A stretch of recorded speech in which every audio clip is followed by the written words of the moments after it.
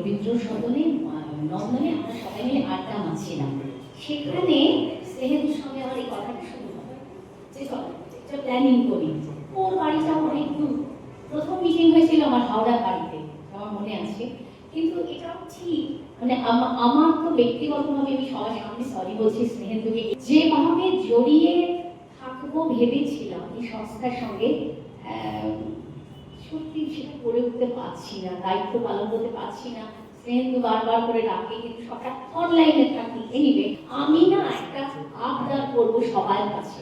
আমি ভাবতে পারছি না যে এরা আপনারা মানে এত কাজের মধ্যে ব্যস্ত হয়ে অরুণদা যদি আসতে পারেন, ভাই দাদারা, আমি জানি আমি বৈদ্যুতিক চ্যানেলের সঙ্গে সংযুক্ত, আমি প্রতিদিনই ওনাদের সঙ্গে ক্যামেরার পেছনে থাকি, কিন্তু আমি দেখি একটু অপরিসীম ব্যস্ততা, এই ব্যস্ততার মধ্যে ওনারা যদি আসতে পারে না, আমি তো এখানে একদম মানে আদলক্ষ বলা যায়।